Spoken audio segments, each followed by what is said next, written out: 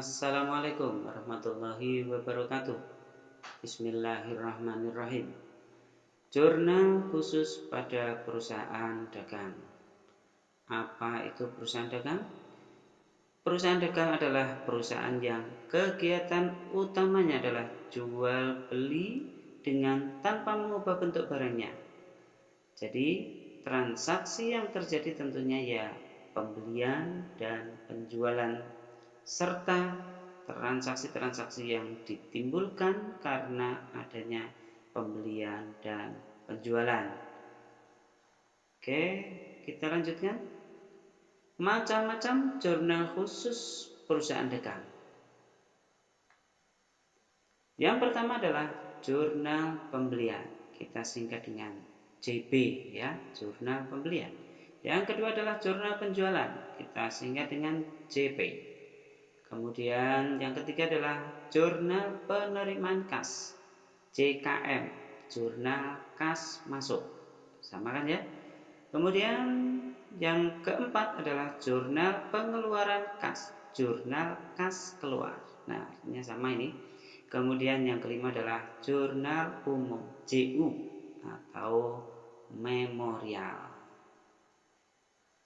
Fungsi masing-masing jurnal khusus yang pertama adalah JP, jurnal pembelian, untuk mencatat transaksi pembelian-pembelian secara kredit.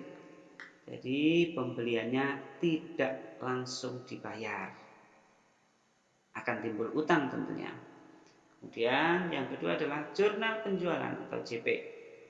Jurnal ini adalah untuk mencatat transaksi penjualan-penjualan secara kredit. Tidak terima kas secara langsung saat jual. Jadi akan dibayar kemudian tentunya. Akan timbul yang namanya piutang. Yang ketiga adalah jurnal penerimaan kas. Untuk mencatat transaksi yang terjadi saat terima uang. Contohnya penjualan secara tunai, terima uang kan? Menerima piutang dari pelanggan, terima uang juga, kemudian berbagai penerimaan kas yang lainnya. Kemudian yang keempat adalah jurnal pengeluaran kas atau JKK. Nah, ini untuk mencatat ketika terjadi transaksi pengeluaran kas atau pengeluaran uang. Contohnya transaksi pembelian secara tunai, kan langsung bayar ini kan tunai. Membayar utang kepada kreditur atau orang yang menghutangi, kemudian membayar berbagai beban-beban, kemudian berbagai pengeluaran kas yang lain. Jadi sini adalah membayar untuk JKK ini. Kemudian yang kelima adalah jurnal umum atau memorial, yaitu untuk mencatat ketika terjadi transaksi yang tidak bisa dicatat di JP, JP, JKM, dan JKK. Nah, contohnya adalah ketika terjadi retur pembelian. Barang yang sudah kita beli tapi tidak cocok, kita kembalikan kepada penjualnya. Itu retur pembelian. Ketika terjadi retur penjualan, barang yang telah kita jual, orangnya tidak cocok dengan barangnya, kemudian dikembalikan kepada kita sebagai penjual. Itu adalah retur penjualan. Nah, sebagai contoh ini ada transaksi, kemudian kita tentukan nanti transaksi ini masuk ke JP, JP, JKM, JKK atau CU. Masih ingat tadi ya? Tanggal 5 dibeli barang dagang seharga 5.500.000 dari PT Jujur Surabaya dengan syarat ini 2/10 N/30. Dengan syarat pembayaran berarti ini pembelian dilakukan secara kredit. Masih ingat? Ditaruh di mana ini? Di JB, betul. Maka kita tulis di sini JB. Kemudian tanggal 8 dijual barang dagang senilai 7 juta. Nah, dengan syarat EOM, ending of month, jadi bayarnya di akhir bulan. Jadi saat penjualan tidak langsung terima uang, maka taruh di JP atau jurnal penjualan. Tanggal 9 dikirim kembali barang dagang yang telah dibeli di tanggal 5 ini. Berarti kita tidak cocok dengan barangnya, tapi tidak semuanya, sebagian, senilai 500. Nah, retur pembelian ini masuk ke CU, nih CU, jurnal umum. Tanggal berikutnya tanggal 10 diterima kembali barang dagang yang telah dijual.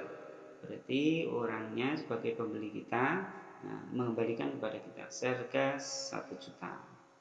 Nah, berarti ada retur penjualan masuk CU. Kemudian dilunasi faktur. Nah, dilunasi berarti kan bayar. Kalau bayar berarti kas kita keluar, maka JKK atau jurnal pengeluaran kas. Yang terakhir adalah tanggal 15 ini dilunasi diterima pelunasan dari Toko Jujur Jaya. Ini tadi kita jual ini. Mana tadi?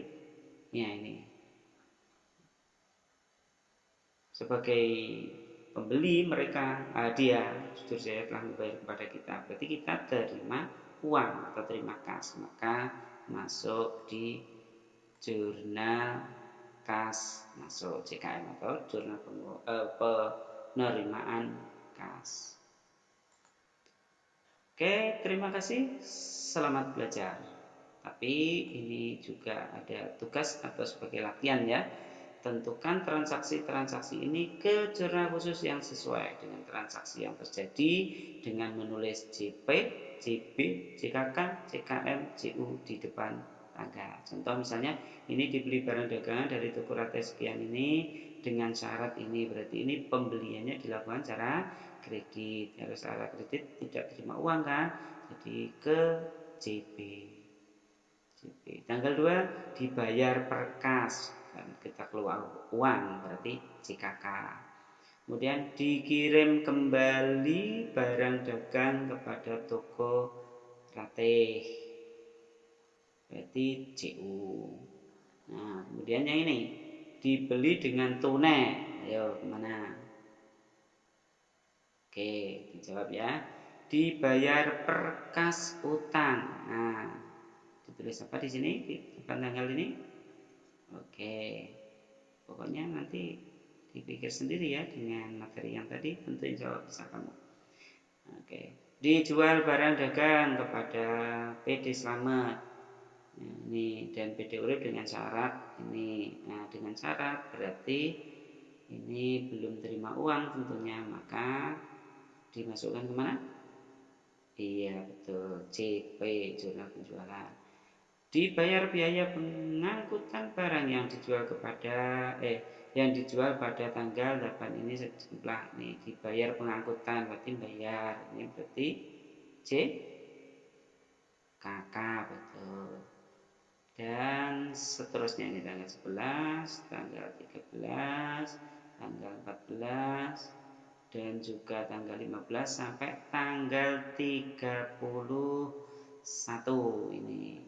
Nah, lebih mudahnya kalian screenshot ya, terus kalian buat belajar. Oke, selamat belajar. Semoga materi ini bisa difahami dan bermanfaat bagi kita semua. Terima kasih.